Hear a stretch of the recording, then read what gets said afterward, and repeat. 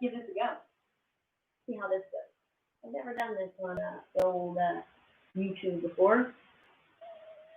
We're going to do a round robin of kettlebell swings today. So let me first try and set up a safe place for my camera.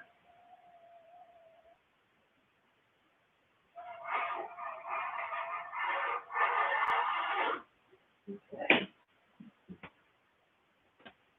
There we are. Okay.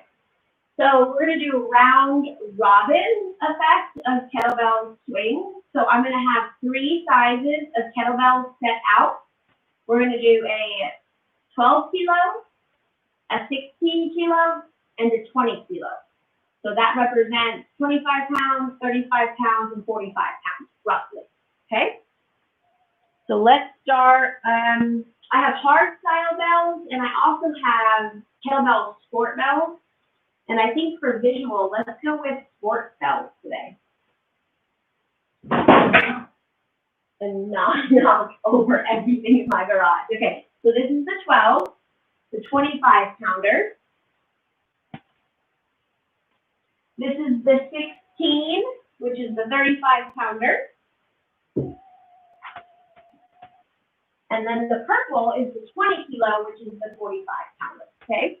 So what we're gonna do is we're gonna go from the light up to the heavy and then back down as a pyramid, okay?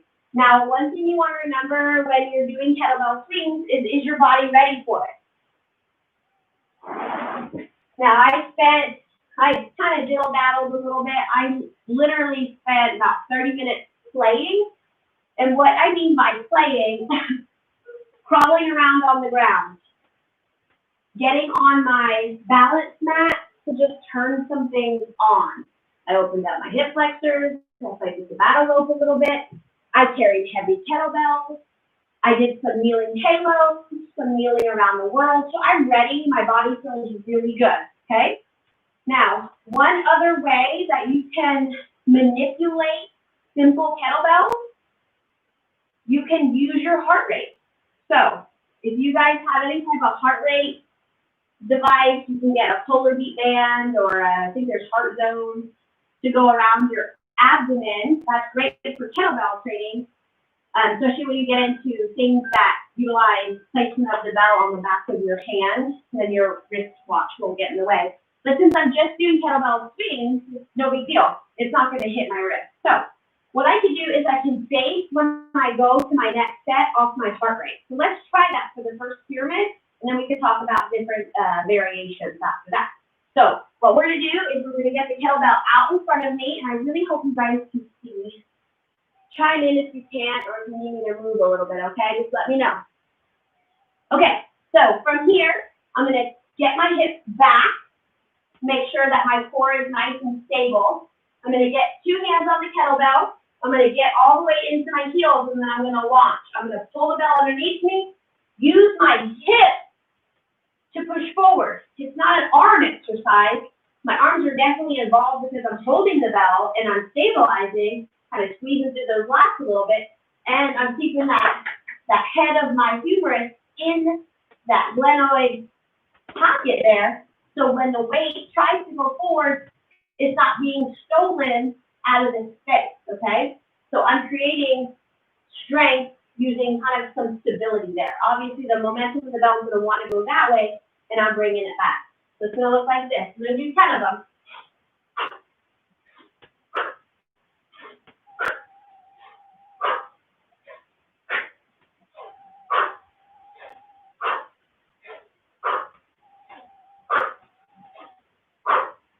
Safely put the bell down. A lot of times people make a mistake and get injured on that last repetition, okay? Now, some things that you might go, why on earth was she breathing like that? So there's a load within my body, and I want to cinch my core so nothing happens to my spine, right? When I breathe and express out, I'm using my abdominal muscles to do so, okay? So I'm breathing behind the shield. If anybody is in any type of fighting, jiu-jitsu or martial arts, you learn how to breathe behind the shield, okay? You always want to be nice and stable in your core, especially because it gives your distals extra mobility if my proximal is nice and stable, okay?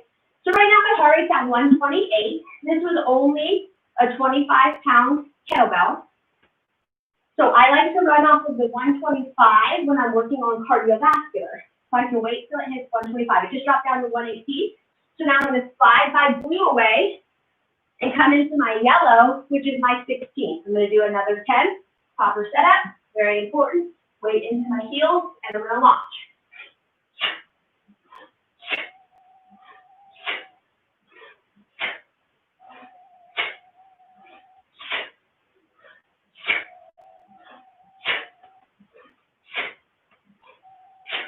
Okay, now that one will definitely increase my heart rate higher, increase it longer, okay? So my break's going to be a little more extended than it was of the blue.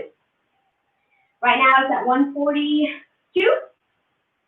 Okay, some other things I want you to think about 145 while you're doing your kettlebell swing.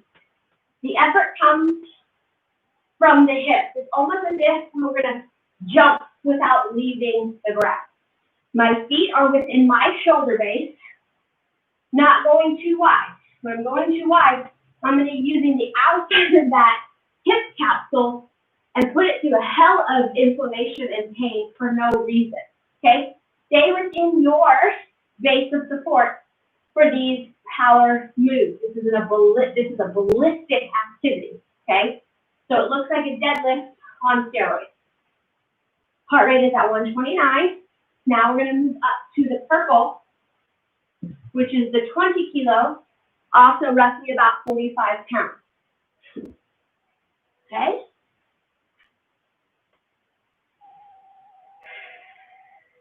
All right, here we go for another 10. Proper setup, chin neutral.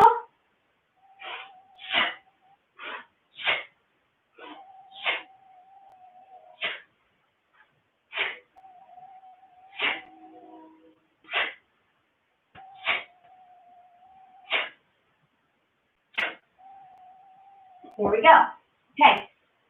Some amazing reasons to do kettlebell swings. You don't need a lot of space. Amazing for cardiovascular endurance. That's the heart rate going. Very low impact. So if you have knee issues, hip issues, ankle issues, this is an activity that will get you stronger and work on your hubs. Okay? My heart rate's at 140 right now. Breathe.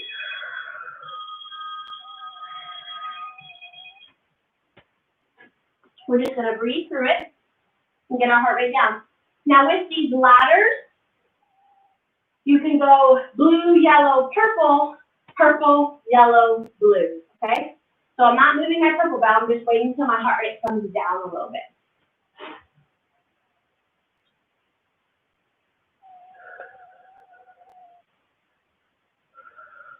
So I'm just watching my little watch here. It keeps my heart rate in tow for me. All right, here we go. We're coming back down the ladder for another 10 on the 20 kilos.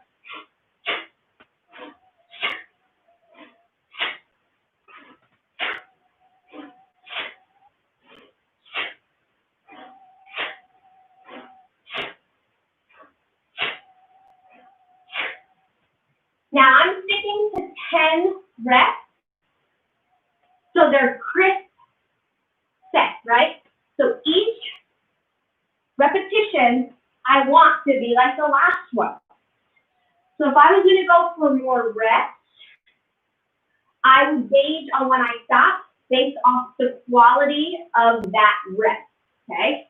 If I start to do really, really shitty work, I'm just training a shitty pattern, okay? So I want to make sure that each rep has good quality so it keys in up here, okay?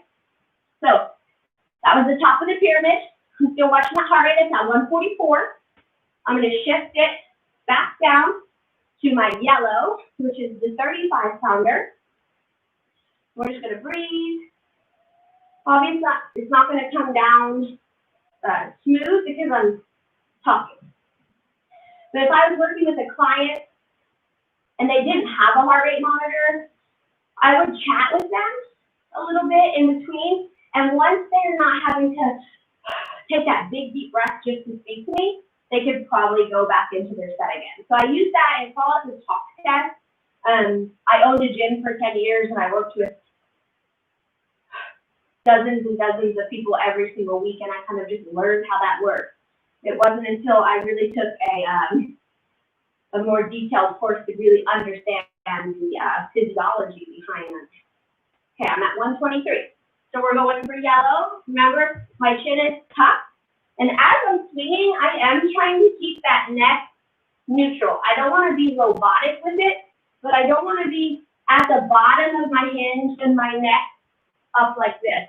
That's going to cause some pain, irritation to that upper back, and you could feel tightness after you train. We are very, the way we live nowadays, our posture is crap, and we do a lot with our upper traps. So anything that we can do to kind of keep those shoulders down will promote healthier neck. Okay, here we go. Yellows for 10.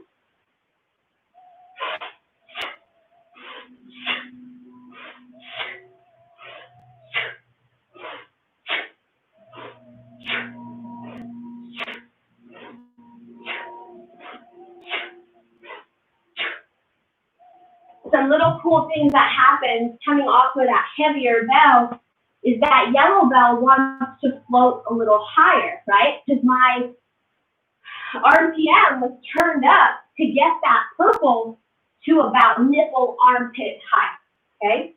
Well, if I'm using that same amount of effort that I used on the purple, my yellow is going to fly to about eye level. Now, that doesn't mean that's a bad rest, it just means you need more control. So as that power comes through and the energy transfers, once it gets to about armpit, I'm going to do what I like to call a breaking of the bell handle. So when I do so, it's going to break that momentum, get my shoulder blades down, break it, and then it's going to pull it back through. Yes, it shows that it shifts. As soon as I am done working out, I will get the tracking number for you. Okay, so we have one more bell in this variation. My heart rate's at 122, so we can definitely go. We're going back down to the blue. Now, again, this is a very light bell right now coming off all the heavy. So you might actually get to see a little bit of that break. So let me turn a little bit. Let me know if you could really see where that break happened. My neighbor has chickens, and there's a huge falcon predator vulture thing out swarming. So I'm nervous that it's trying to get one of her chickens, or at least the chicken eggs, right? All right, here we go. Watch for that break.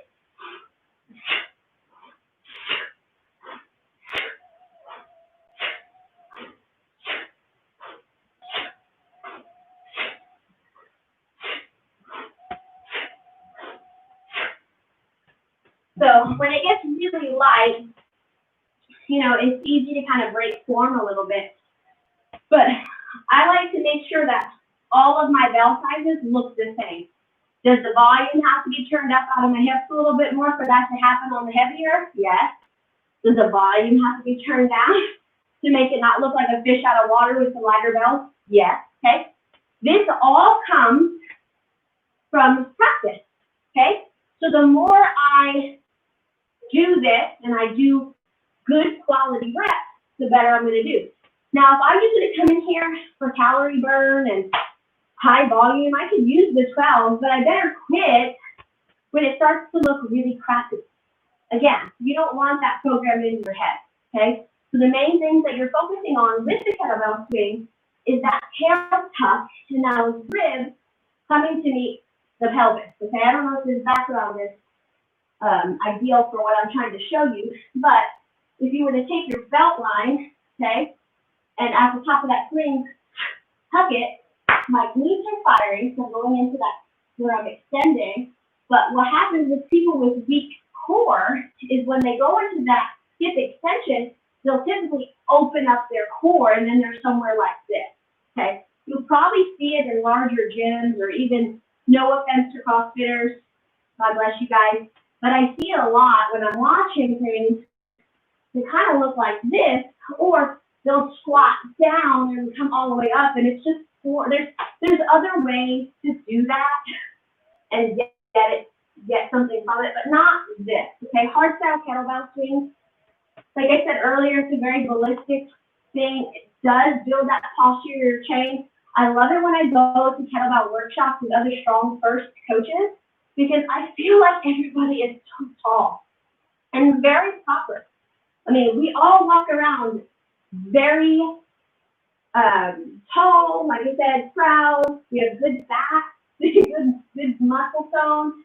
We have something that I like to call the kettlebell booty.